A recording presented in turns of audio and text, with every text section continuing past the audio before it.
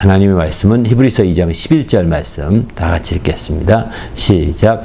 거룩하게 하시는 이와 거룩하게 함을 입은 자들이 다 한 근원에서 난지라. 그러므로 형제라 부르기를 부끄러워하지 아니하시고. 아멘. 또 한 구절만 더 볼게요. 시편 133편 1절인데요. 맨 끝부분에 가시면 말씀이 있습니다. 맺으면서 결론의 말씀인데요. 보라부터 시작. 보라, 형제가 연합하여 동거함이 어찌 그리 선하고 아름다운고. 아멘. 오늘은 이제 거룩한 무리로서 형제의식, 이렇게 형제의식이라고 하지 아니하고 앞에 거룩한 무리라고 말을 좀 더 붙였거든요. 이 거룩한 무리라는 것은 쉽게 말하면 성도라는 의미입니다. 성도. 고린도전서 1장 2절에 보게 되면은 그리스도 예수 안에서 거룩하여지고 성도라 부르심을 받은 자, 이렇게 표현하거든요. 내가 그들에게 편지를 쓴다, 이렇게 말하는 고린도전서를 쓴다고 사도 바울이 그렇게 표현하기 있습니다.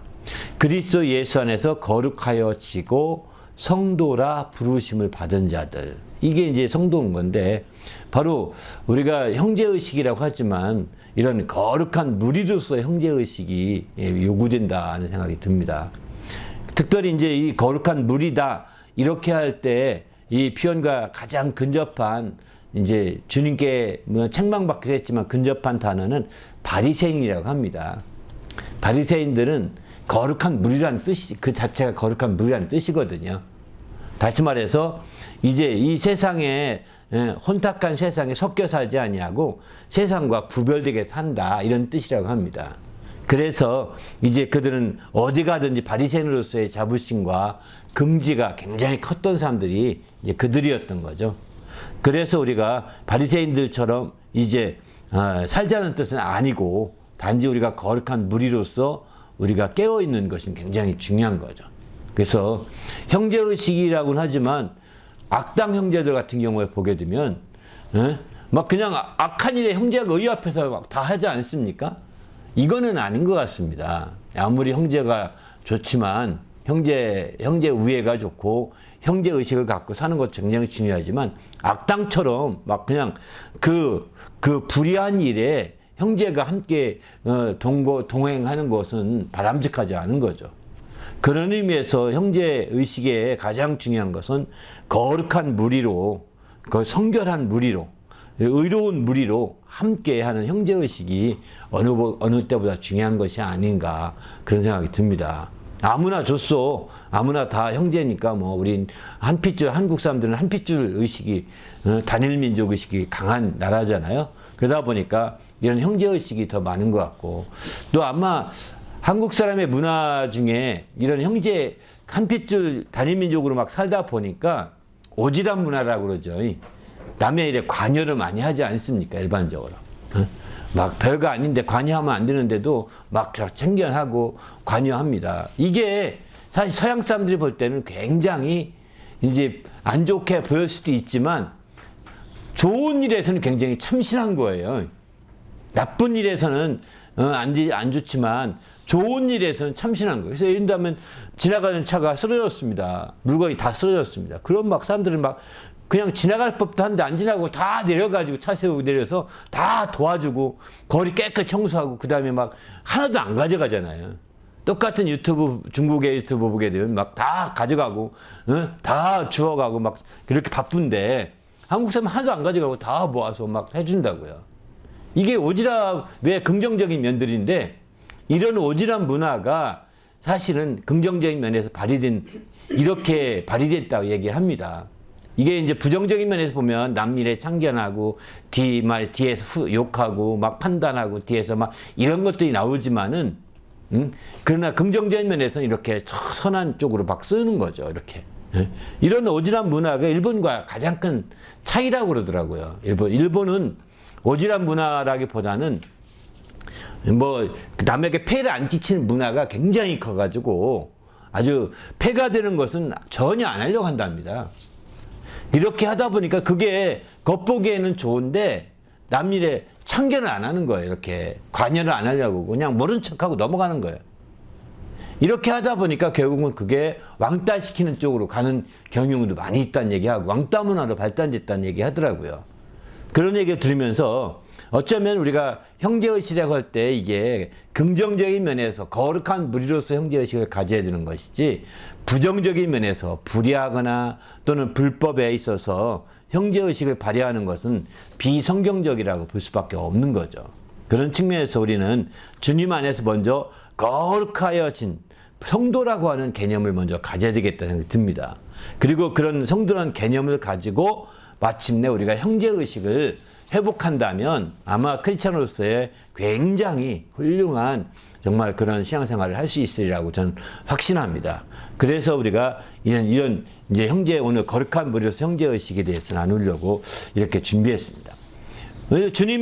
주님께서 말씀하실 때 주님께서는 형제를 미워하라. 내 형제나 자매나 부모나 자식이나 전투를 다 버리고 미워하라. 누가복음에 특별히 보면은 이제 그 14장 26절 보면 부모나 처자나 형제나 자매나 더욱이 자기 목숨까지 미워하지 아니하면 내 지자가 되지 못한다. 미워하라고 그렇게 말씀하시거든요. 그런데 또 다른 한편에서는 형제에 대해서 정의를 해주십니다. 정의를 해주시고 형제가 누구냐? 하나님의 뜻대로 하는 자가 진짜 내 형제다. 이러면서 그 형제와 화목하고 그 형제를 용서하라고 이렇게 말씀하시거든요. 이 두 가지가 얼핏 보게 되면 반대의 말 같거든요. 미워하라.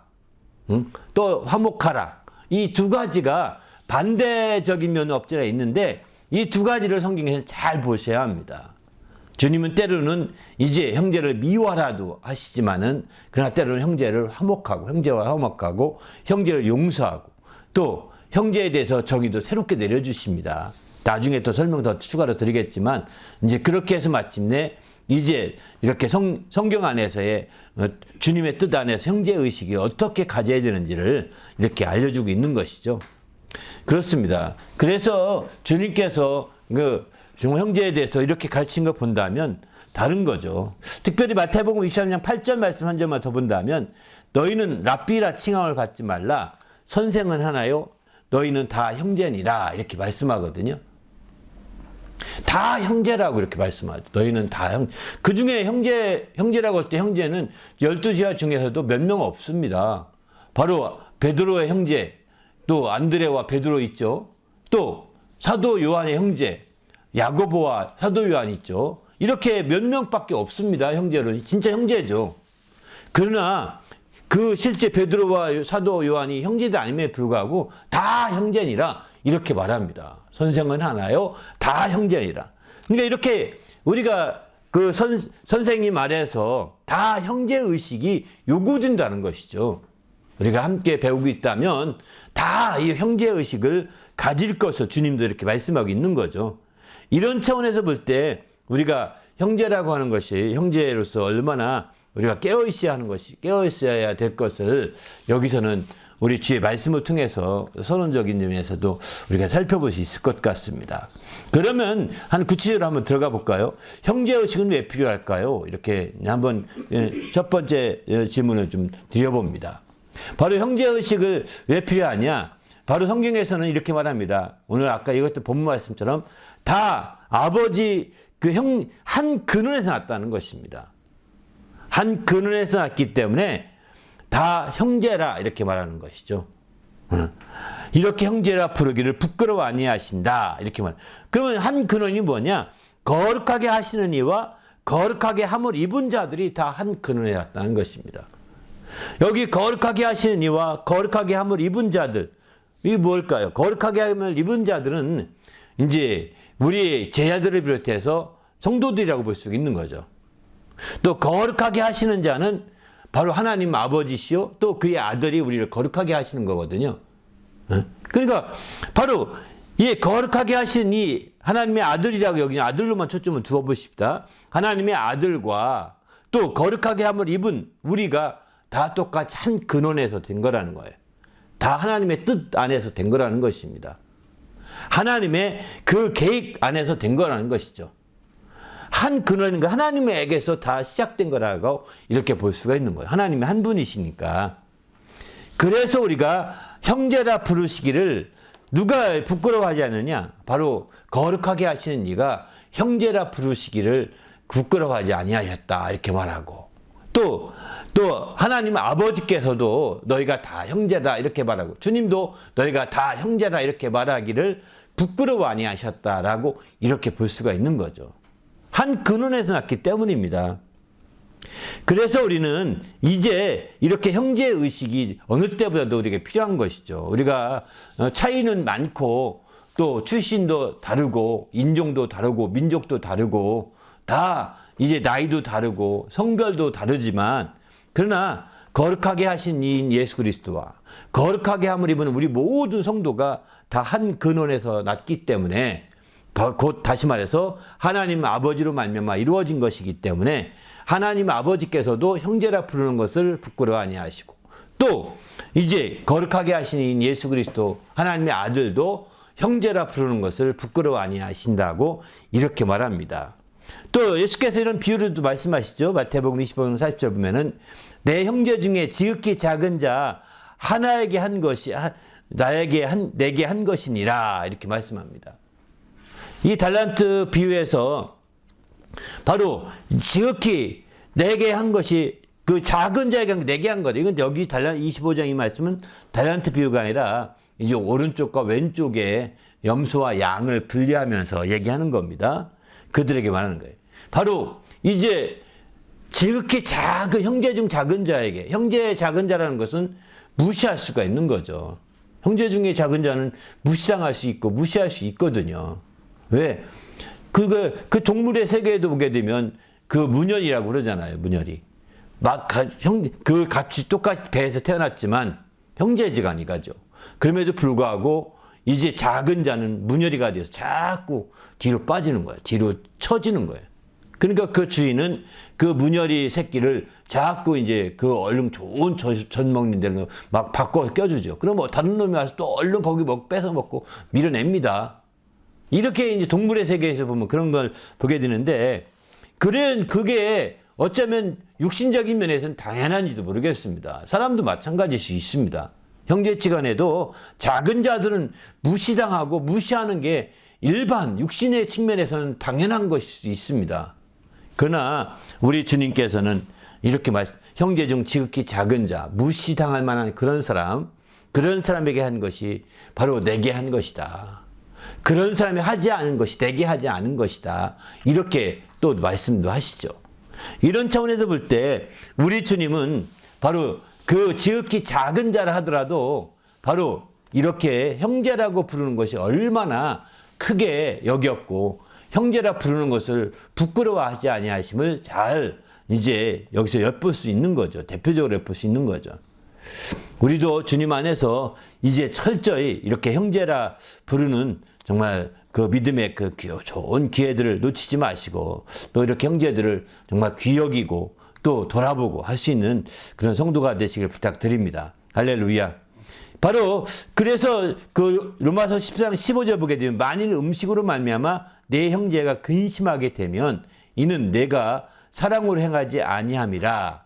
그리스도께서 대신하여 죽으신 형제를 내 음식으로 망하게 하지 말라. 막 이렇게 말하는 거예요. 근데 우리가 형제를 근심하게 한다면 여기는 제사 음식을 먹는 문제 가지고 얘기하는 그 배경을 두고 있거든요. 이 음식을 먹음으로 말미암아 이제 그 형제들을 근심하게 한다면 그건 사랑하지 않은 거다. 바로 어찌 하나님 그리스도께서 대신해 죽으신 형제를 내가 음식으로 이렇게 망하게 할 수 있겠느냐. 이렇게 오히려 그렇게 하지 말 것을 권고하고 있는 거죠. 그렇습니다. 이렇게까지 할 만큼 이제 형제라고 하는 개념이 굉장히 중요한 거고, 또 요한일서 3장 11절 보게 되면 하나님의 자녀들과 마귀의 자녀들이 드러나는데 구별되는데 의를 행하지 아니하는 자나 또는 그 형제를 사랑하지 아니하는 자는 하나님께 속하지 아니하니라. 이렇게 말합니다. 바로 의를 행하지 않고 또 형제를 사랑하지 않는 것은 하나님께 속한 것인지 아닌지 이 큰 차이가 나타난다는 겁니다. 그래서 우리는 하나님께 속한지 안 한지를 여기서 확실히 엿볼 수 있는 거죠. 그 형제를 사랑하고 형제에 근심하지 않게 하고 형제를 지극히 작은 형제라 하도 우리가 온전히 섬기는 것은 바로 우리 주님을 보면서 하는 것이죠. 바로 주님이 하나라고 하는 것을 부끄러워하지 않으시기 때문에 주님의 마음을 갖고 하는 겁니다. 그러면 우리가 형제의식을 갖게 하는데 우리 주님은 어떻게 역사해 주실까요? 아마 주님께서 이 형제의식을 갖게 하시려고 마태복음 로마서 8장 29절 보게 되면 이렇게 말씀합니다. 바로 하나님이 미리 아신 자들을 또한 그 아들의 형상을 본받게 하기 위하여 미리 정하셨으니 이는 그로 많은 형제 중에서 맏아들이 되게 하려 하심이니라. 바로 하나님께서는 바로 하나님의 아들을 맏아들이 되게 하셔서 이렇게 형제의식을 갖게 해주려고 했던 거죠. 맏아들이 없다면, 맏형이 없다면 정말 그 따라갈 사람이 없는 거죠. 따라갈 사람이 없는 거예요. 그래서 맏형을 보면서 다 형만 따라가면 부모님이 다 오케이니까요. 그래서 항상 맏형은 부모님이 누구보다 맏아들에게는 부모가 이제 더 많이 관여하고 이렇게 해라 저렇게 해라 이렇게 해라 이렇게 많이 얘기하죠. 그렇게 해서 마침내 많이 부모의 말을 가장 많이 들었고 그런 교육을 받았던 아들이기 때문에 그 다음 자녀들에게 그 본이 되는 거죠. 본이 되는 겁니다. 그래서 부모를 볼 때 맏아들을 따라가라고 이렇게 본이 되게 하는 것이죠. 하나님께서도 그래서 예수 그리스도를 맏아들로 삼으셨다는 거예요. 본이 되게 하려고. 형제들 중에서 맏아들이 되게 하셔서 그를 따라가게 하려고 하신 것이죠.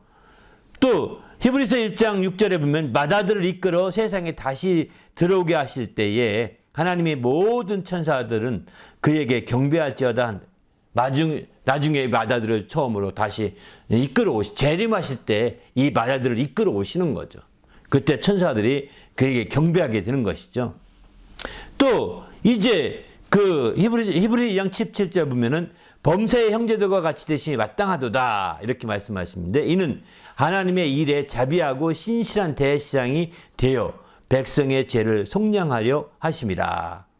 바로 형제가 되는 것이 마땅한데 그것은 바로 우리 주님께서 그의 백성의 죄를 다 속량해 주셨기 때문에 그의 신실한 대시장이 되어서 백성의 죄를 다 속량해 주셨기 때문에 그가 형제가 되는 것이 마땅하다 이렇게 표현하고 있는 거죠.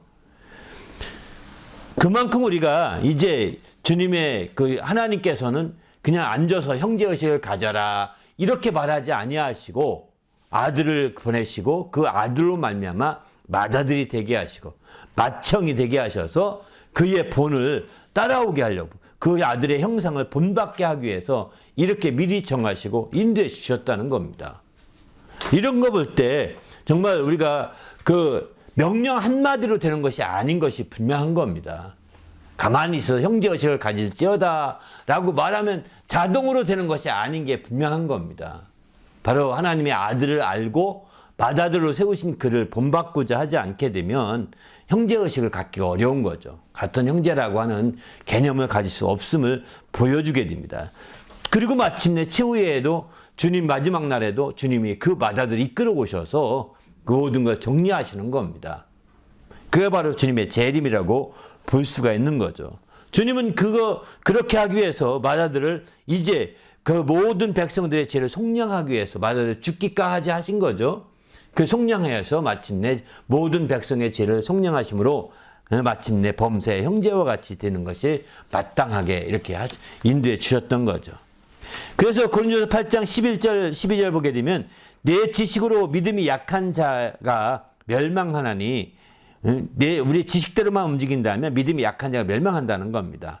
그는 그리스도께서 위하여 죽으신 형제다 이렇게 말하고 있습니다. 그래서 8장 12절 보면 이같이 너희도 형제에게 죄를 지어 그 약한 양심을 상하게 하는 것이 곧 그리스도에게 죄를 짓는 것이다 라고 심지어 이렇게까지 말합니다. 바로 약한 양심을 상하게 하고 근심케 하는 것이 바로 그리스도에게 죄를 짓는 거라는 거예요. 왜냐하면 그를 위해서 그리스도께 죽기까지 하신 그를 위하여 그리스도께서 죽으시기까지 하셨기 때문입니다. 그러기에 우리가 주님 안에서 이제 형제들을 위하여 목숨을 버리는 것이 마땅하다. 바로 요한일서 3장 16절은 그렇게 표현합니다. 형제를. 이게 바로 이제 형제의식이라고 보는 거죠. 형제를 위해서 자기 목숨을 아끼지 아니하는 거. 우리가 기억이 나시는지 초등학교 때 그 교과서에 보면 의로운 형제 교과서, 초등학교 교과서에 봤던, 지금도 생각이 나는데, 얼마나 멋있습니까? 서로가 형제를 챙겨주는 모습이 굉장히 좋지 않습니까? 정말 서로가 막 챙겨주고, 밤에 챙겨주고, 새벽에 가고, 이렇게 하다가, 아이고, 조금 일찍, 조금 늦게 하다가 만나버렸네. 이렇게 해서 정말 누가 했나 했더니 형이 그렇게 했고, 누가 했나 했더니 아우가 그렇게 했구나. 이런 것들을 이제 발견하면서 얼마나 형제 우애가 더 깊어지겠습니까? 이제 물론 뭐 그런 교훈을 받게 하려고 그런 교과서 내용을 썼을 거다 생각을 하지만, 우리도 마찬가지인 거죠. 우리 주님을 보면서 이런 형제 우애를 다지고 형제 의식을 갖는 것은 굉장히 그래서 요한일서 3장 16절은 그가 예수님께서 우리를 위하여 목숨을 버리셨으니 우리도 이로써 사랑을 알고 우리도 형제들을 위하여 목숨을 버리는 것이 마땅하다, 이렇게 표현하고 있습니다. 예수님이 우리 위해서 목숨을 버리셨으니 우리도 형제를 위해서, 예수님이 그 형제들을 위해서 목숨을 버렸으니 우리도 형제들을 위해서 그렇게 하는 것이 마땅하지 않겠느냐라고 요한일서 3장 16절은 이렇게 말씀하고 있는 거죠. 그러면 형제 의식을 갖되 주의할 것은 무엇이 있을까요? 먼저 세 가지 면면에 초점을 둔다면 형제 의식을 악용해서는 안 되겠다는 것입니다. 형제 간에 좋은 우애도 있고 형제상도 좋고 다 좋습니다. 악용하지 말라고 성경은 권합니다. 믿는 상전이 있는데 믿는 상전이 형제라고 가볍게 여기지 말고 더 잘 섬기게 하라, 이렇게 말하거든요. 믿는, 육신적으로는 상전이고 또 사장이고 또 육신적으로는 더 높은 분입니다. 그러나 저 사람 나 잘 알아, 믿으니까 가볍게 여기지 말라는 거죠. 악용하면 안 되는 겁니다. 오히려 더 잘 섬기라고 이렇게 표현하고 있습니다. 형제의식을 악용하는 경우 굉장히 많거든요. 신앙생활 하면서 교회 안에서 많은 친분을 쌓는 사람들이 다 교회에서 악용하잖아요, 직분을. 그렇지 않습니까? 교회가 굉장히 교회 안에서 사기당하는 경우 많습니다. 저희 아버님도 아직까지 그 사기당한 것이 있어서 장로에게 사기당했다고 그러는데, 그래서 장로는 그러냐 이러거든요. 그래서 예수 믿으면 장로는 왜 그러냐 이러면서 막 따지시는데, 정말 사기당한 게 있어서 그런 거거든요. 그러니까 이 장로가 어떤 장로인지 모르지만, 어떻게 무슨 사기에 쳤는지 모르지만, 뭔가 잘못한 건 있는 거야. 사기까지는 아니더라도 뭔가 아주 크게 믿지 않은 자로서 볼 때도 저러면 안 된다 느낄 만큼의 잘못한 건 있던 것 같습니다. 이게요 많습니다. 그래서 오늘날 기독교를 향해서 개독교다 이렇게 말하는 이유가 여기 있는 겁니다. 기독교를 개독교라고, 목사를 먹사라고나 하고, 이렇게 불신자들이 이렇게 아주 악평을 하는 것이 바로 그것 때문이거든요.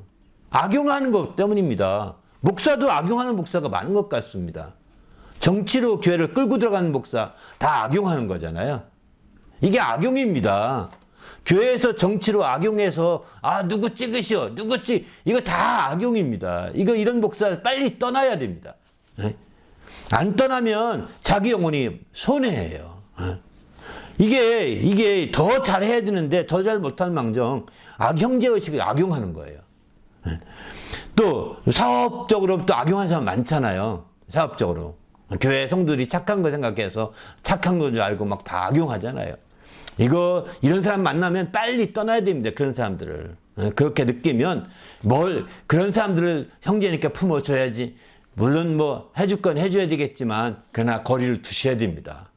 평생을 그어야 될지도 모르겠습니다. 또 형제의식을 가지고 범죄하지 말아야 됩니다. 악용에서도 한 단계 더 들어간 거죠. 그런데서 5장 11절 보면, 내가 너희에게 쓴 것은 만일 너희 어떤 형제라 일컫는 자가 음행하거나 탐욕을 부리거나 우상 숭배를 하거나 모욕하거나 술 취하거나 속여 빼앗거든 사귀지 말고 그런 자와는 함께 먹지도 말라, 이렇게 말하죠. 이렇게 사실은 굉장히 중요한 이런 부분이거든요. 그러니까 이런 악용은 뭐 더 나올지 모르지만 이렇게 범죄까지 간다면 이런 범죄한 자들에 대해서는 아주 단호하게 우리가 끊어야 된다라고 이렇게 고린도서 5장 11절은 표현하고 있습니다. 또 세 번째는 형제의식을 가지고 서로 해야해서는 안 된다는 것입니다. 사람끼리 싸울 때에 모세가 와서 화해시키려고 하여 이르되 너희는 형제인데 어찌 서로 해치느냐 하니, 이렇게 표현하죠. 형제가 해치려고 하는 것이죠. 형제를 해치려고 하는 겁니다. 이렇게 해치려고 하는 형제들을 보면서 여기서 심각한 거죠. 우리도 주님 안에서 해치려고 하는 형제들을 이 모습을 정말 여기는 뭐 사도행전 7장 여기는 이제 그 모세에 대한 얘기거든요. 모세에 대한 얘기인데 이제 모세에 가서 화해시키려고 하는 거 했는데 그걸 왜곡시키는 거죠. 해친다고 그렇게 생각합니다. 또 데살로니가서 4장 6절도 이 일에 분수를 넘어서 형제를 해하지 말라 이렇게 말합니다. 형제를 해하는 것은 분수를 넘기 때문이다 이렇게 말하고 있습니다. 그래서 우리는 분수를 넘어서 형제를 해하지 말라 이렇게 말하고 있고요. 그래서 우리는 주님 앞에서 분수를 정말 형제 간에 더 분수가 필요한 거죠. 이렇게 정말 형제 간에 더 선이 있어야 되는 거죠. 뭐 친구 간에도 선이 있어야 된다는 말 들어보셨을 것입니다. 친구나 형제나 가까울수록 선이 있어야 합니다. 이 선이 없으면 선을 넘어가기 시작하면 그때부터 다툼과 갈등이 나는 거거든요. 분수라는 것은 바로 이 선을 나타내는 겁니다. 분수라는 것은 이 선을 나타내는데 이렇게 선을 우리가 회복하고 선을 우리가 새롭게 세워가지 않으면 안 되는 것 같아요. 그래서 우리가 해하려고 하는 경우가 다 이런 거예요. 선을 넘어가면 그때부터 상대방에게 악한 해를 끼칠 수밖에 없습니다. 자기가 그렇게 하려고 안 해도 그렇게 될 수 있는 거죠. 그 형제의식을 가졌다고 한다면 이 세 가지가 굉장히 중요한 거예요. 악용하지 말고 또 해를 끼치지 말고 더 악하게 범죄하지 말도록 이렇게 초점을 둬야 될 것 같고요. 그 외에도 한 두 가지 더 선부적으로 생각한다면 형제를 비판하지 말라 이런 표현은 성경에 엄청나게 많이 나옵니다.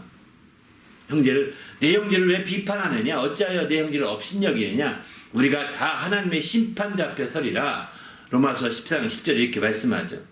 그러니까 이 문제는 굉장히 중요한 거예요. 형제를 미워하지 말라 이렇게 표현하죠. 요한일서 2장 9절에 보면은 빛 가운데 있다 하면서 형제를 미워하는 자는 지금까지 어둠에 있는 자요 이렇게 표현하죠. 또 2장 11절도 그의 형제를 미워하는 자는 어둠에 있고 어둠을 행하여 갈 곳을 알지 못하나니 이는 어둠이 그의 눈을 멀게 하였습니다 이렇게 표현합니다. 바로 이렇게 미워하는 것 또는 비판하는 것 이런 것들은 오히려 형제의식을 해치는 대표적인 것이죠.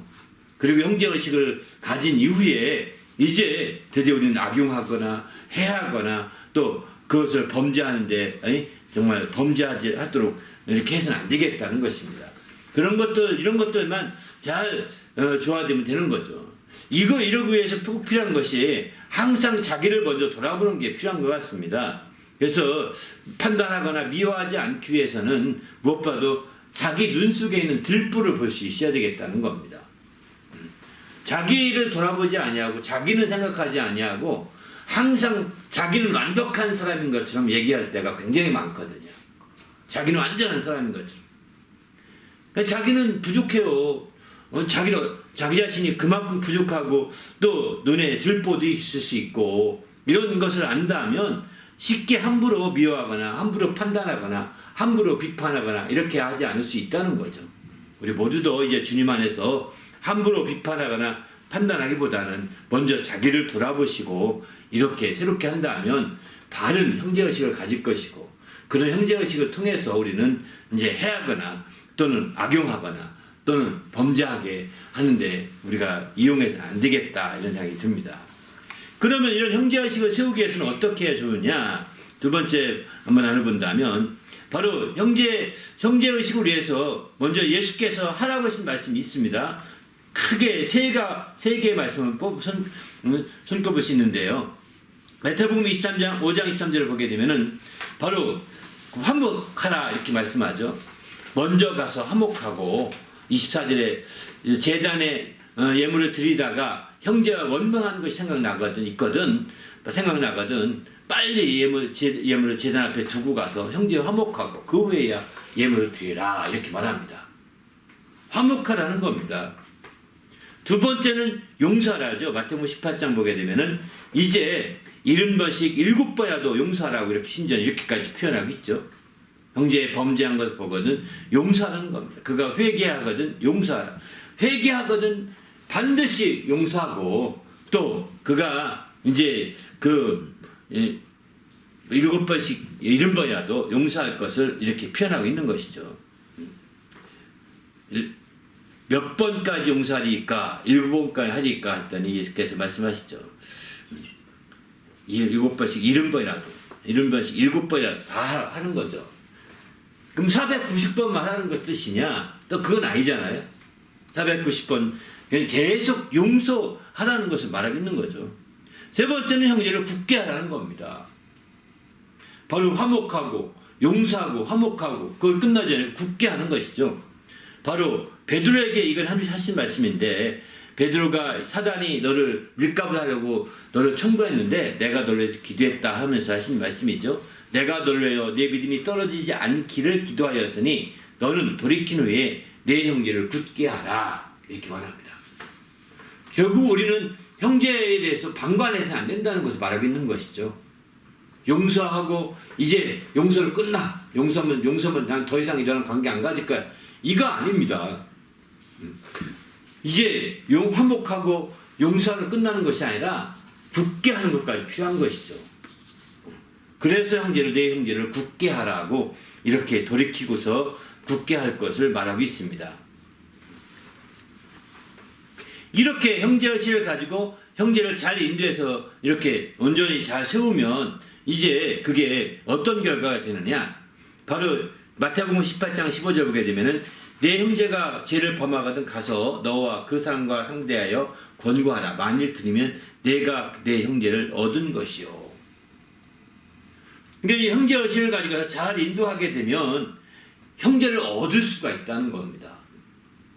얻었다는 표현은 굉장히 형제를 내가 정말 구원했다 다음에 또 나오겠지만 이제 형제를 완전히 내가 멸망으로부터 다시 얻은 형제라는 거죠. 이 말은 얻었다는 말 자체로도 굉장히 중요한 것 같습니다. 그래서 원수같이 대하지 말고 생각하지 말고 형제같이 권면하라 이렇게 말하고 있고요. 두 번째는 형제를 깨우치면 그리스도 예수 안에 일꾼이 되어 믿음의 말씀과 네가 따르는 좋은 교훈으로 양육을 받으리라. 좋은 예수 그리스도의 좋은 일꾼이 된다는 거죠. 형제를 깨우치게 되면.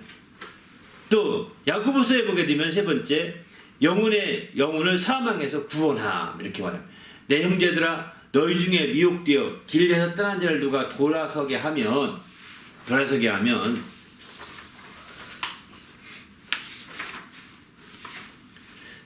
5장 20절에 너희가 알 것은 죄인을 미혹된 길에서 돌아서게 하는 자가 그의 영혼을 사망에서 구원할 것이요 또 허다한 죄를 덮을 것이니라 이렇게 표현합니다. 그의 영혼을 구원한 거라는 겁니다. 앞에는 형제를 얻은 거라고 그랬고요. 형제를 얻었으니 나중에 형제 간에 얼마나 우애가 좋아지겠습니까?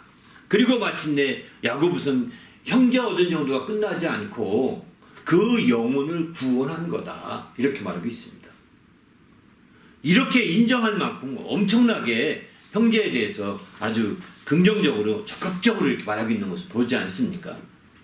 그런 의미에서 우리가 형제의식을 가지고 정말 성도들을 돌아보고 굳게 하고 함께 섬기는 것이 얼마나 중요한지를 여기서는 잘 볼 수 있습니다. 그런 의미에서 이제 우리가 또 참고적으로 또 우리가 할 수 있는 것은 형제를 통해서 준비하게 하려 한다 이렇게 표현합니다. 한번 이건 참고적으로 한번 보시면 좋을 것 같습니다. 또 형제를 통해서 부족한 것을 보충한다 이런 표현도 있고요. 형제를 통해서 겁없이 더욱 담대히 전한다 이렇게 말하는데 요 세 가지 말씀 여러분 보시면 알겠지만 바로 형제의식을 갖게 되면 그런 형제의식을 통해서 바로 우리가 더 준비할 수 있도록 된다는 것입니다. 형제의식을 통해서 부족한 것을 자꾸 보충해주게 된다는 겁니다. 의로운 형제들처럼 부족한 것을 먼저 생각해 주는 거죠. 이렇게 보충해 주는 거죠. 또 이런 형제의식을 가지면 그런 형제의식이 서로가 도전이 되어서 더 담대하게 만들어준다는 겁니다. 담대하게 이제 정말 저 형제를 보면서 담대히 나가는 거죠. 이런 예가 순교 현장에 이렇다고 그럽니다. 순교 현장. 어느 한 사람이 첫 번째 순교자가 순교하기 힘들지, 어떤 한 사람이 순교하게 되면 바로 이렇게 달라질 수 있는 거죠. 그래서 우리는 주님 안에서 주님 그 순교자가 됐을 때 우리가 새롭게 될 수 있는 거죠.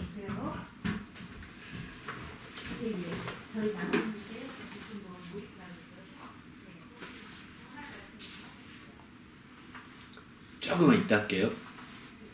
저희 녹음을 해야 되는데요. 이게 녹음이 안 돼서.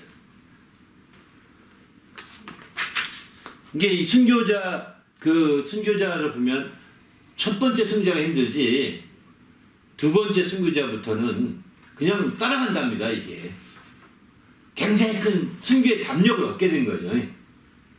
그리고 그 순교자가 믿음이 없다고 생각했는데 먼저 순교자가 아니 저런 믿음을 가지고 순교하다니 난 당연하니 나도 순교해야지 이렇게 가는 거죠. 대부분 그런 것 같습니다.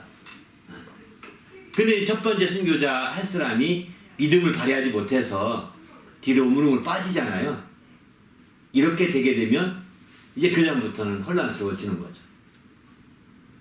막 다들 그렇게 되면 이제 막 다 뒤집박죽 된다고 합니다. 순교 현장 자체가.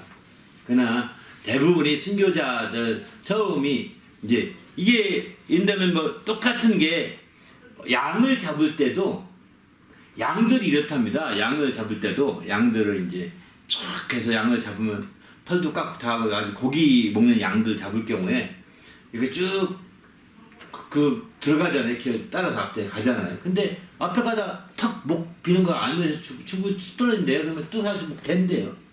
응? 신기하죠? 앞에 가서 물론 뭔가 이렇게 전기 충격으로 죽이나 봐요. 그럼 죽으면 쓰러지지 않겠습니까? 그럼 자기도 모르고 또 된대요. 뒤에서 밀고 와서라기보다는, 예? 그래서 지나가 버리면 자기도 된다는 거예요.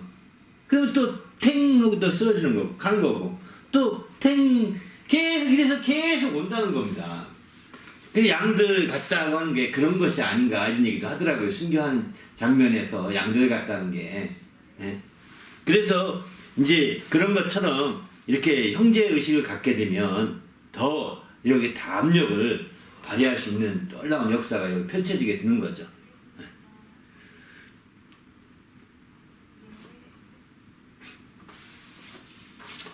또 이런 믿음의 담력을 우리가 발휘해야 되겠다는 생각이 듭니다.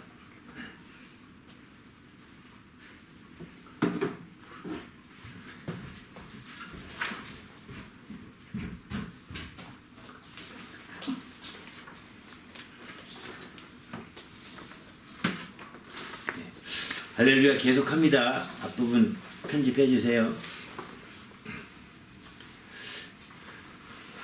그 다음에 그 세 번째부터 보면 형제를 통해 겁없이 담대히 전함. 이게 요거 약간 또 더 이 바로 앞서 얘기한 것처럼 이제 형제 중 다수가 나의 매임에 말미암아 주 안에서 신뢰함으로 겁없이 하나님 말씀을 더욱 담대히 전하게 되었다. 그러니까 사도 바울의 어떤 형제의식을 보면서 그 함께하던 형제들이 다 담대하게 막 복음 전하는 게 된 거죠. 이런 것처럼 마치 순교 자리에 이제 첫 번째 순교자가 순교하게 되면 그 다음에 그저 담력을 가지고 순교하는 것과 똑같은 원리인 거죠. 이렇게 형제의식을 바르게 가지게 되면 주님 안에서도 겁없이 담대함을 발휘할 수 있는 역사가 나타나게 되는 겁니다. 세 번째 보면 형제의식에 있어 중심적인 요소는 무엇일까 했거든요.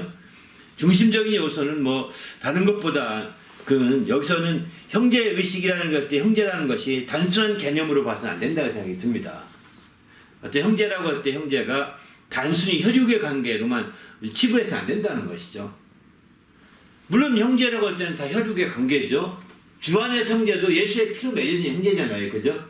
또 실제 육신의 부모님 아래에서 형제도 그 부모님의 피로 맺어진 형제들이거든요. 이런 형제라는 개념에는 피로 맺어졌던 공통점이 있습니다. 그럼에도 불구하고 그런 피로 맺어진 단순한 어떤 공통점을 매개로 한 형제의식이라고 하는 것도 좀 중요하겠지만 더 중요한 것은 그 상태에서 한 단계 더 승화시킬 수 있어야 되겠다는 거죠. 그걸 어떻게 승화시키느냐? 여기 이제 형제라고 했던 낱말을 쭉 이렇게 봤던 형제라고 지칭했던 말씀들을 쭉 정리해 보면서 5가지 정도로 이렇게 승화됐으면 좋겠다. 형제의식의 중심적인 요소로 이렇게 승화됐으면 좋겠다. 이런 생각이 들었습니다. 첫 번째는 형제란 복음으로서 모든 교회에서 칭찬을 받는 자라는 것입니다. 이게 중심적인 요소가 되어야 되겠다는 거죠.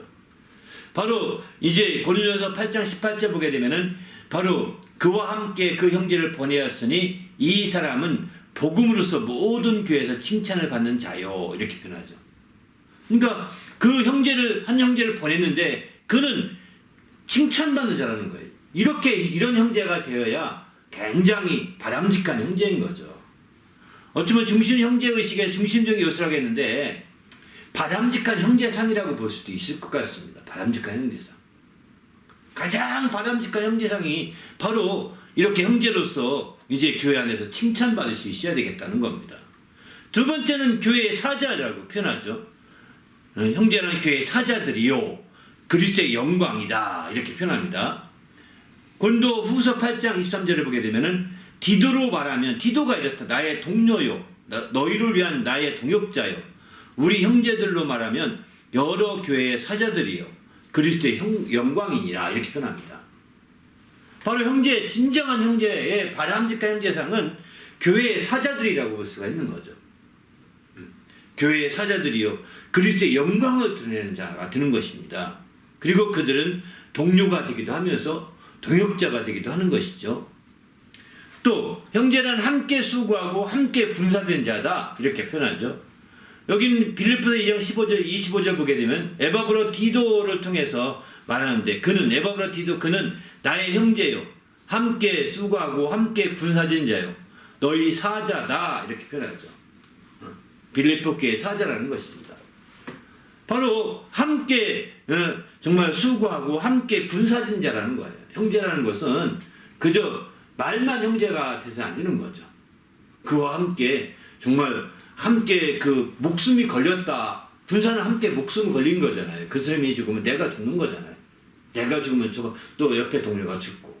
내가 죽어가면서도 한 명이라도 더 죽이려고 하는 것은 바로 거기 동료를 살리기 위한 거거든요. 바로 이렇게 함께 군사된 자라는 겁니다. 더 나아가서는 이제 형제는 이제 기쁨이요 면류가 아니요 사랑하는 자다. 이렇게 표현하고 있습니다. 기쁨이요 면류가 아니요 사랑하는 자다. 또 빌립보 4장 1절에 보면은 나의 사랑하고 사모하는 형제들 나의 기쁨이요 면류관이 형제들아 형제 면류관이 사랑하는 자들아 이렇게 표현하죠. 그러니까 나의 사랑하고 사모하는 형제들이 나의 기쁨의 면류관이라는 것입니다. 바로 나의 기쁨의 면류관이요 그런 면류관으로서 사랑하는 자들이라는 것을 이렇게 표현하고 있습니다.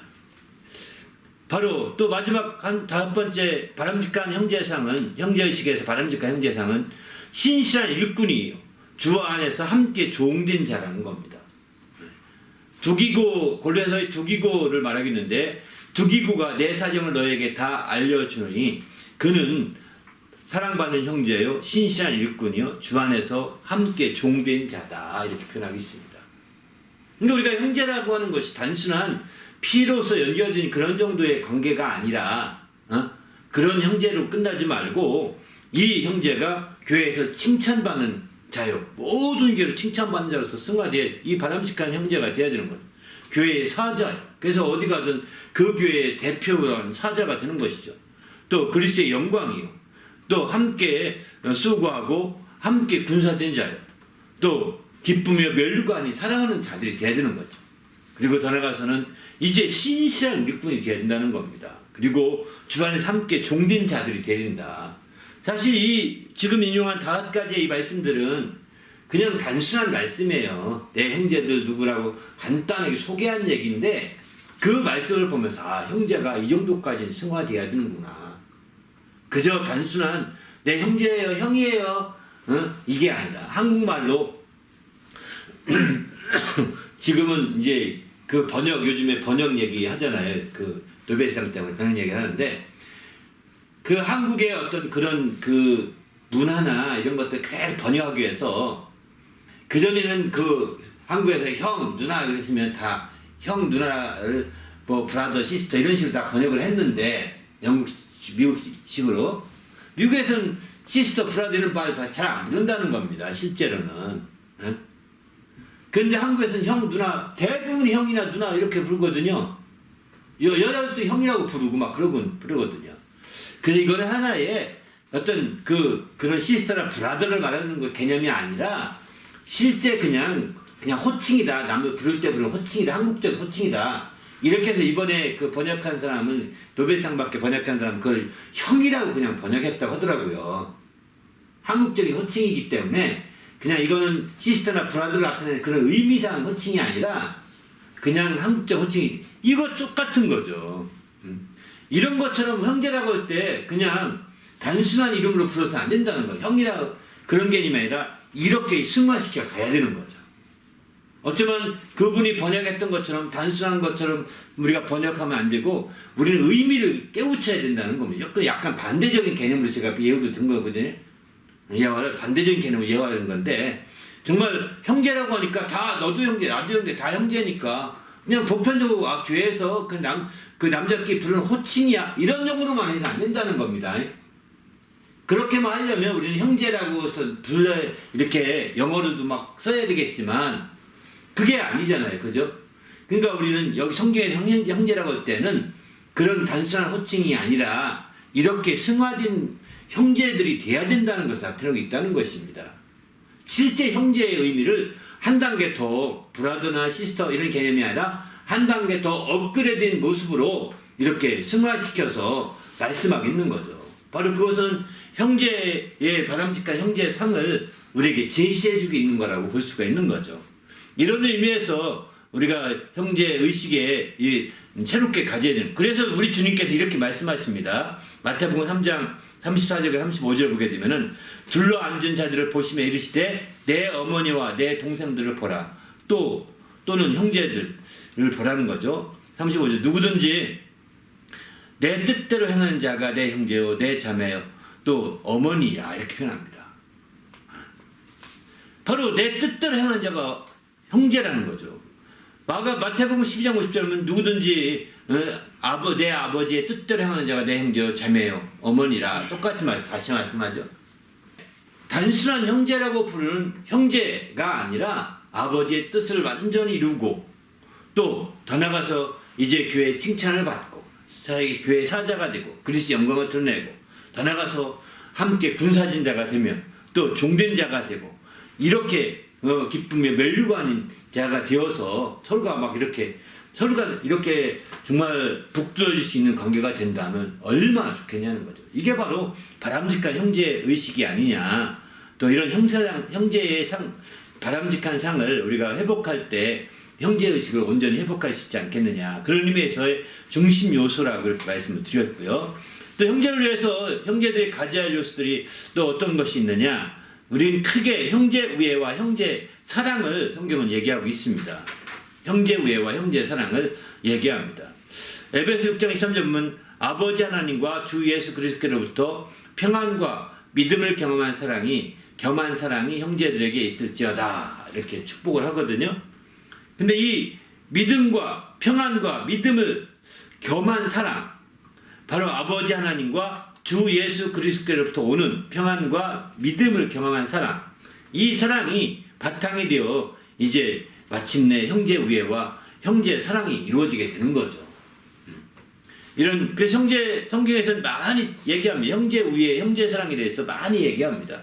특별히 이제 베드로 같은 경우 형제 우애에 대해서 특별히 강조합니다. 형제 사랑에 대해서 베드로는 많이 얘기합니다. 다른 어떤 성경보다 짧은 그 베드로 서신서에 형제 우애나 형제 사랑에 대해서 여러 번 언급하거든요. 특별히 베드로에서 보면 이렇게 형제 우애의 후서 1장 7절에 경건의 형제 우애의 사랑을 더해라 이렇게까지 표현합니다.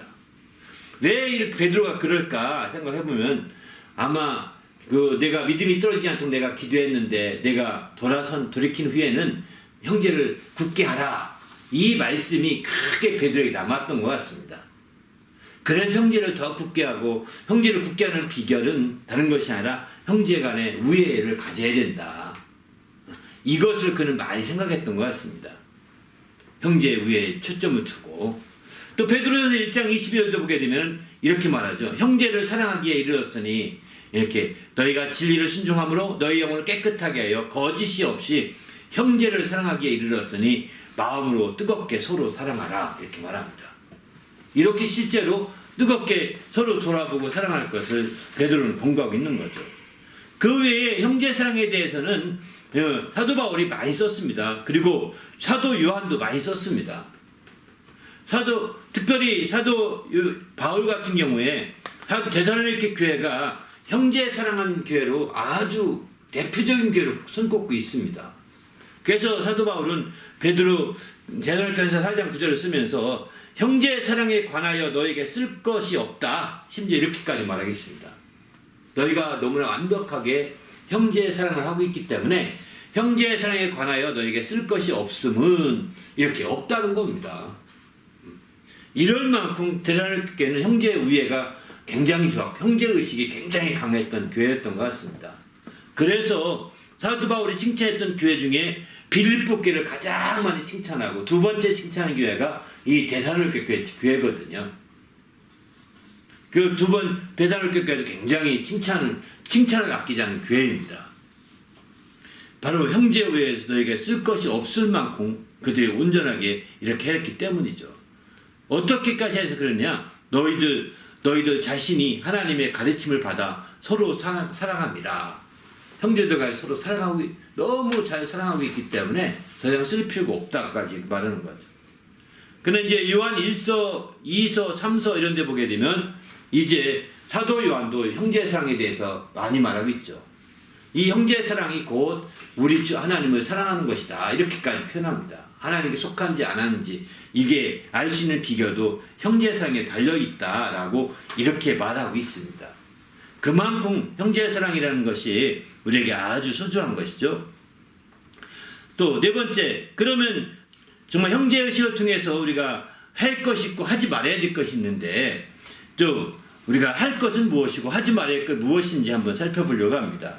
여기서는 이제 신약 성경에 형제들아 이렇게 부른 성경이 많이 있거든요. 신약 성경에 보게 되면 이 형제들아 해서 특별히 하지 말라 이렇게 말하는 것을 10구절만 여기 뽑아봤습니다.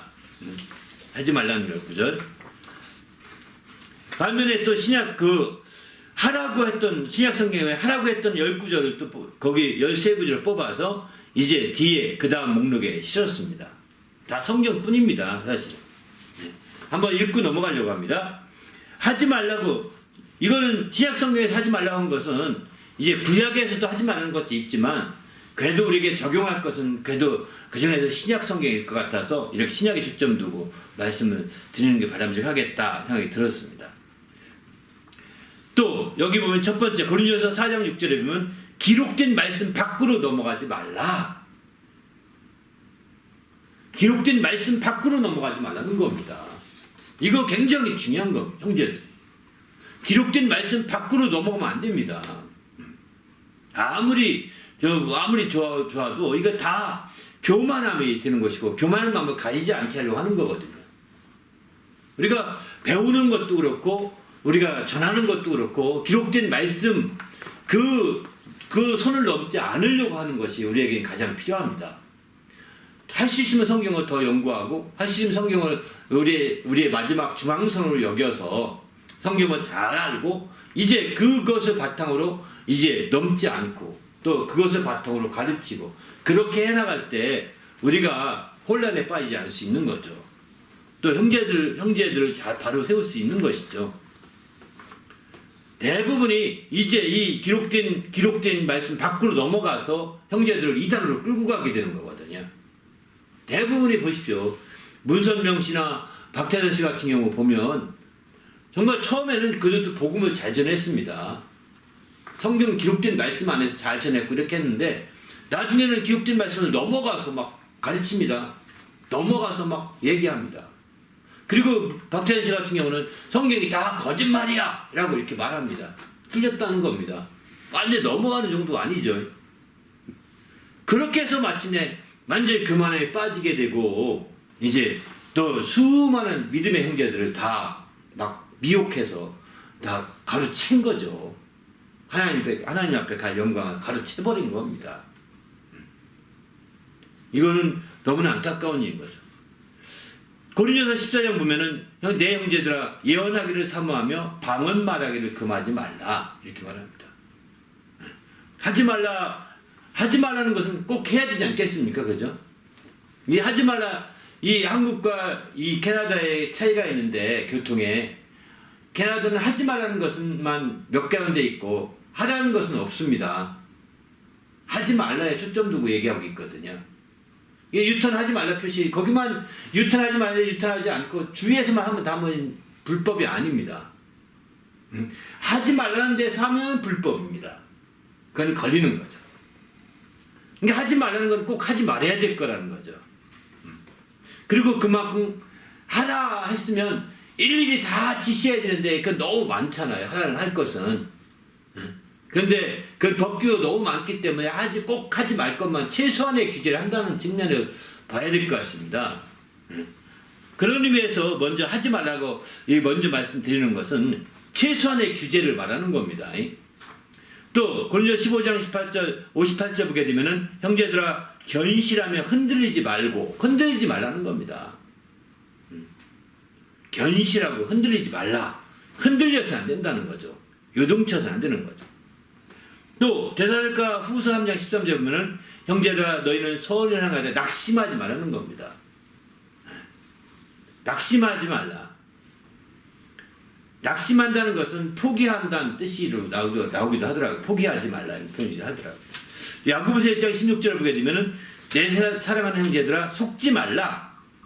속지 말라. 속는 일이 많다는 거예요. 속지 않게 해서 깨어 있어야 되는 거죠. 야고보서 2장 1절은 사람을 차별하여 대하지 말라. 이렇게 말합니다. 차별하지 말라는 거죠. 야고보 3장 1절에 보게 되면 선생이 많이 되지 말라 이렇게 말합니다. 우리가 선생이 가르치지 않을 수 없잖아요. 그러나 선생이 되지 말라 이렇게 말합니다. 선생이 많이 되지 말라. 가르치는 것을 끝나고 또 왜 안 됐어 하고 막 판단하고 죽이고 때리고 이렇게 하지 말라는 거죠. 예? 그거는 지나친 선생인 거죠. 야고보 4장 11절 보면 형제들아 서로 비방하지 말라. 형제를 비방하는 자나 형제를 판단하는 자는 율법을 비방하고 율법을 판단하는 것이라. 내가 만일 율법을 판단하면 율법의 준행자가 아니요 재판관이로다 이렇게 말합니다. 야고보서 5장 9절은 형제들아 서로 원망하지 말라 이렇게 말합니다. 그리하여야 심판을 면하리라. 보라 심판주가 문 밖에서 계시니라. 원망하지 말라는 겁니다. 그러니까 형제 원망의 그 첫 번째는 탓하기 시작하는 거죠. 형제 탓하는 거죠. 너 때문이야. 탓하는 거죠. 이게 원망의 시초죠. 그리고서는 그 다음부터 원망으로 가는 겁니다. 3장 13절 요한일서에 보게 되면 형제들아 세상이 너희를 미워하여도 이상히 여기지 말라 이렇게 말합니다. 세상이 우리 미워하여도 그것에 이상히 여기지 말라는 겁니다. 그러니까 세상이 우리에 대한 것에 대해서는 우리가 거기에서 기대하지 말 것을 말하고 있는 거예요. 세상이 잘할 줄 아는데 세상이 억울하다. 내가 너무 잘한 거고 이렇게 생각하지 말라는 겁니다. 왜냐하면 세상은 당연히 미워한다는 거예요. 우리에 대해서. 왜? 우리가 세상에 속하지 아니하였기 때문에 미워하게 되어 있기 때문에 너희가 세상이 미워하면 내가 세상에 속하지 않았다는 증거구나. 이렇게 하면 담담하게 나가라는 거예요. 너무 상처받지 말 것을 여기서는 미리 얘기하시는 거죠. 반면에 신약 성경에서 꼭 하라고 했던 대표적인 말씀이 이렇게 13가지고 그 밑에 있는 말씀까지면 17가지 정도 되는 것 같습니다. 밑에 되라 이렇게 있는 말씀까지 포함한다면 하라 첫 번째는 고린도서 1장 11절 보게 되면 복음서에서는 복음서 말씀을 뺐습니다. 형제와 화목하라 이런 거 다 뺐습니다. 복음서 말씀이 이미 언급했기 때문에 이제 서신서를 통해서 얘기하는 겁니다. 또 고린도서 1장 11절 보면 하나님의 첫 번째 말씀은 같은 마음과 같은 뜻으로 온전히 합하라 이렇게 말합니다. 형제라고 한다면 같은 마음과 같은 뜻으로 너희 가운데 분쟁이 없이 같은 마음과 같은 뜻으로 온전히 합하라. 또 모두 같은 말을 하고 이렇게 같은 말을 하고 분쟁이 없이 이렇게 온전히 합하라고 말합니다. 그러니까 같은 말을 하는 것은 그 형제간에 전했던 말은 함께 공유할 필요가 있는 거죠. 형제들이 나눴던 얘기는 함께 공유할 필요가 있는 거죠. 이렇게 공유해서 정말 왜 공유할까요? 그만큼 존중하기 때문에 공유하는 거거든요. 이제 존중하지 않으면 공유하지 않죠. 존중하기 때문에 공유하게 되는데 이 공유해서 함께 하는 거예요. 두 번째는 이제 형제들아 너희는 각각 부르심을 받은 대로 그대로 하나님과 함께 거하라. 부르심 받은 그대로 하나님과 함께 거하라는 겁니다. 우리가 그 자기의 어떤 그 부르심 받은 것에 대해서 원망하거나 또 이상히 생각하지 말고 그대로 하나님 거하라는 겁니다. 또 고린도서 14장 26절은 모든 덕을 세우기 위하여 하라. 모든 것을 덕을 세우기 위해서 하라는 겁니다. 고린도후서 13장 11절은 형제들아 기뻐하라 이렇게 말합니다. 온전하게 되며 위로받으며 마음을 갖지 평안할지어다. 기뻐하라 이렇게 말합니다. 형제들은 기뻐해야 됩니다. 형제 만남 자체를 기뻐하고 정말 만나서 그 얼굴 붉히고 이렇게 하지 말고 기뻐하라는 겁니다. 갈라디아 5장 13절을 보게 되면 오직 사랑으로 서로 종노릇하라 이렇게 말합니다. 또 6장 1절은 이제 자기 자신을 살펴봐 너도 시험을 받을까 두려워하라. 형제들에게 너 자신을 돌아봐와 시험을 받을까 두려워하라 이렇게 말합니다. 시험 받지 않도록 이제 깨어있으라는 거죠. 빌립보서 3장 1절 보게 되면 형제들아 주 안에서 기뻐하라. 여기서 또 기뻐하라 말씀 또 나오죠. 또 데살로니가서 5장 23절 25절 보면 형제들아 우리를 위하여 기도하라. 우리를 위하여 기도하라. 여기 우리라는 것은 인도자들을 그렇게 말합니다. 형제들은 그 형제들의 인도자들을 위해서 기도할 필요가 있는 것 같습니다. 또 이제 히브리 3장 1절을 보면 거룩한 형제들아 우리가 믿는 도리의 사도이시며 대지상이신 예수를 깊이 생각하라는 거죠. 예수님을 깊이 생각하라. 예수님은 바로 하나님께는 이제 그 믿는 도리가 되신 우리가 믿을 수 있도록 도리로 주신 분이요. 또 하나님 인간을 대표해서는 대지상에서 하나님께 나간 자거든요. 바로 예수님은 그런 예수님을 하나님의 대리자요, 우리의 대리자요. 이렇게 해서 하나님께 나간 그분을 깊이 생각하라는 거예요. 또 야고보서 1장 19절 보게 되면은 히브리서 13장이네요. 보면 22절은 바로 권면의 말을 용납하라. 서로 형제들 간의 권면의 말들이 많죠. 용납하라는 것입니다.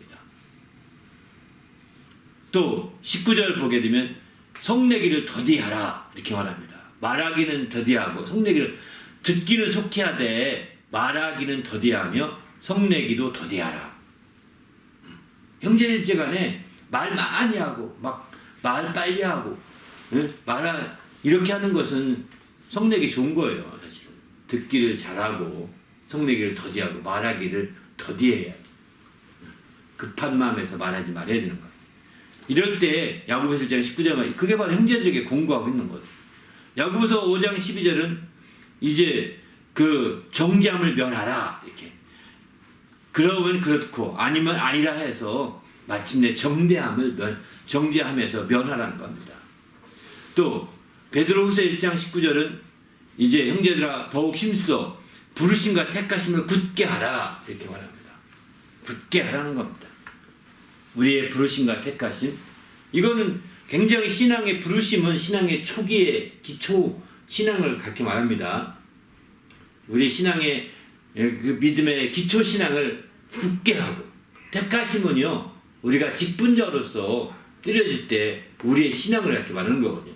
그 직분자로서 부름받을 때 그 신앙을 굳게 하는 두 가지가 항상 병행됩니다. 사실은 직분이 시간이 지날수록 직분을 피할 수 없는 것이고 어떤 형태는 직분을 갖거든요. 지저가 되거든요. 그렇기 때문에 이 두 가지가 항상 필요한 거죠. 이것이 넉넉하면 실족치 않는다는 거예요. 이것을 행한즉 실족치 하지 않는다 이렇게 말합니다. 그 외에도 하라는 말씀은 아니지만 이제 긍정적인 면에서 이렇게 명료하고 있는 말씀들은 고린도서 14장 20절에 보면은 장성한 자가 되라. 지혜에는 장성한 자가 되라. 바로 지혜는 어린아이가 되지만 악에는 어린아이가 되고 지혜는 장성한 자가 되라고 말합니다. 악을 행하는 데 있어서는 약아서는 안 됩니다. 얕게 부지 말고 어린아이가 얕게 부잖아요. 얕게 부지 말고 악에는 어린아이가 되지 말고 지혜롭게 장성한 자가 되라고 말합니다. 야고보서 1장 2절에 보게 되면 여기는 이제 시험을 당하도 온전히 기쁘게 여기라. 앞에 뭐 기뻐하라는 말씀과 같이 봐도 되긴 하겠는데 좀 약간 특이해서 좀 적었고요. 5장 7절에 보게 되면은 이렇게 말합니다. 이제 길이 참으라. 형제들아 주께서 강림하시기까지 길이 참으라 이렇게 말하거든요. 길이 참으라는 거죠. 그렇습니다. 길이 참는 것이 필요한 것 같습니다. 또 야고보서 5장 10절에서는 오래 참음의 본을 삼으라 이렇게 말합니다. 선지자들을 이제 고난과 오래 참음의 본으로 삼으라 이렇게 말합니다. 이렇게 한 적게는 많게는 17가지, 적게는 이제 4개 반복된다면 15가지 이런 정도, 14가지 정도 우리가 이게 하라고 분명하게 지시하고 있는 말씀들이거든요. 이런 말씀들을 늘 주면서 하루에 한 번씩 읽으면서 내가 형제 의회를 다지고 형제 사랑을 다진다고 한다면 우리가 달라지지 않겠는가 하는 생각을 합니다. 어쨌든 말씀의 문제거든요.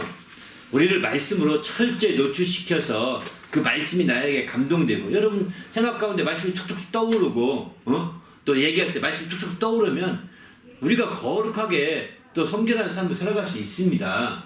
말씀이 안 떠오르고 생각 안 나서 그런 거죠. 이 말씀이 이렇게 떠오르게 하려고 이스라엘 백성들은 막 손무게도 말씀을 차고 말씀을 이마에도 차고 말씀을 막 이렇게 만들고 그 말씀 함을 옆에 걸어서 두고 그 함을 열어서 말씀 보고 들어가고 이렇게까지 한다니까요. 이거 여기도 유대인 집인데 정말 요 앞에 함이 있습니다. 열쇠 함같이. 예? 거기에 말씀을 두고 거기서 보는 겁니다. 그런 식으로. 유대인 집은 다 그런 게 있는데 방에 가보면 그 말씀함이 또 있습니다. 그 말씀함 넣어서 조그만 선반을 만들어 놓고 거기 말씀함을 올려놓고 이렇거든요. 이런 식으로 해서 그들이 말씀에 아주 어쨌든 살려고 나가도 말씀을 들고 나오고 들어가도 들고 나오고 들어오고 또 잘 때 누워도 말씀을 들고 자고 일어나도 말씀을 들고 일어나고 막 이런 식으로 하려고 했던 것이 그들이었던 것 같습니다. 결론적으로 말씀드린다면 형제의식은 정말 아름다운 것입니다. 형제의식을 우리가 발휘한다면 정말 참 아름다운 관계가 될 것이고 하나님 앞에서도 아름답다 이렇게 칭찬받으실 것입니다. 시편에 보면 형제가 연합하여 동거함이 어찌 그리 선하고 아름다워. 이건 선하고 아름다운 거라는 거죠. 정말 형제가 함께 연합하여 동거하고 함께 지내는 것이 얼마나 아름다운 거냐. 바로 형제의식은 평안할 때는 어쩌면 모를지 모릅니다. 그러나 형제의식은 바로 위급할 때, 형제는 위급할 때를 위해서 낫다고 하지 않습니까? 아무리 뭐래도 위급할 때는 형제밖에 없습니다. 위급할 때는. 물론 그 밑에 말씀 보면 잠언 27장 10절 보면은 내 친구와 내 아비의 친구를 버리지 말며 내 환난 날에 형제의 집에 들어가지 말지어다. 가까운 이웃이 먼 형제보다 나으니라. 이렇게도 말하거든요. 그러니까 앞서서 형제 위급할 때 형제라는 것은 먼 형제는 아닌 것 같습니다. 그죠? 다들 가까운 형제인 거죠. 그래서 우리가 먼 형제 관계로 해서는 안 되는 거예요. 먼 형제 관계만 된다면 아예 가까운 이웃이 더 나올 수도 있거든요. 가까운 친구가. 그래서 이제 그렇지만 그 가까운 이웃을 형제의식으로 정말 더 형제로서 더 승화시켜 가야 되겠지만 그러나 우리는 정말 진짜 육신의 형제는 위급할 때 형제밖에 없더라고요. 막판에 옮길 때는 형제밖에 없더라고요. 이게 그런 것 같습니다. 아무리 뭐라고 하더라도 피할 수 없는 것 같습니다. 그러나 잠언 18장 24절 보게 되면 이런 말씀도 합니다. 많은 친구를 얻는 자는 해를 당하게 되거니와 어떤 친구는 형제보다 친밀하니라. 형제보다 친밀한 친구도 있을 수 있으니까 또 형제의식을 친구 사이에도 이렇게 더 발휘할 수 있다면 더 말할 수 없겠죠. 더 좋으리라고 생각합니다. 우리도 형제 정말 주님 안에서 이렇게 멋진 관계가 되시면 좋겠고, 그러면 어떻게 하면 이렇게 아름다운 형제의식으로 이렇게 발전돼 갈 수 있느냐? 저는 여기 제 밑에 잠언 말씀 세 군데, 잠언 18장 9절 보면 자기를 게을리 하는 자는 패가는 자의 형제니라 이렇게 말하죠. 이게 형제, 아름다운 관계 형제가 되려면 게을리하지 않아야 되는 거죠. 반대로 게을리하면 그 집은 패가 되는 겁니다. 패가하지 않고 성공적인 가정이 그 가문이 되려면 형제가 자기 일에 게으르지 않고 열심히 해야 되는 거죠. 더 부지런히. 그리고 함께 오지랖이 할지 모르지만 다른 형제의 일을 도우려고 하는 것이죠. 이렇게 부지런하게. 그렇게 할 때에 마침내 정말 이게 분업하듯이 될 수 있는 게 아니라, 형제 간에 무슨 분업이라는 게 가능하겠습니까? 네? 정말 부지런히 움직여서 함께 할 때 정말 더 아름답게 되는 것이죠. 18장 19절 보게 되면은 노엽게 한 형제와 화목하기가 견고한 성을 취하기보다 어려운즉 이러한 다툼은 삼성 문빗장과 같으니라 이렇게 말합니다. 그러니까 형제와 화목하기 어렵다는 거예요. 정말 형제와, 그래 여기 분명한 것은 형제의식을 발휘해서 아름답게 되려면 형제와 화목해야 된다는 거죠. 비록 산성의 문빗장 같이 막 그 문빗장이 완전히 채워져 있는 견고한 성일지라도 어쨌든 무너지지 않은 성은 없으니까 정말 주님을 의지해서 형제와 화목하기를 힘써야 되는 거죠. 그럴 때 마침내 정말 형제의식을 통하여 더 아름다운 열매를 맺어갈 수 있는 거죠. 또 마지막 세 번째는 이 형제의식이 더 아름답게 되려면 이제 서로 공정이, 상방 간에 공정이 판단하라는 겁니다. 너 형제 중에서 송사를 들을 때에 쌍방 간에 공정히 판결할 것이며 그들 중에 있는 타국인에게도 그리할 것이니라 이렇게 표현합니다. 형제 간에는 쌍방 간에 공정하게 대해야 되는 거죠. 우리가 하는 문제가 어떤 형제들 간에 여럿이 있으면 누가 어리 말 안 되면 막 얘기 듣잖아요. 송사 문제 듣잖아요. 누가 그랬다고 막 이러는 거 듣잖아요. 그럴 때에 우리는 어쩌고 치우치지 말고 공정해야 되는 거죠. 공정하게 판단하고 분별해야 되는 거죠. 그게 정말 신앙 안에서 마찬가지인 것 같습니다. 우리가 얘기하다 보면 교회 안에서 이 말 정말 많이 듣지 않습니까? 그 듣는 것도 공정하게 분별해야죠. 판결이라고 할까 하니까 너무 큰 말씀 같은데 분별하고 또 판단해야죠. 그렇지 않게 되면 이제 그것 때문에 오히려 더 잘못 듣는 경우가 되는 거죠. 오히려 나 때문에 오히려 더 분란을 일으키는 경우도 종종 있더라고요. 교회 안에서 보게 되면.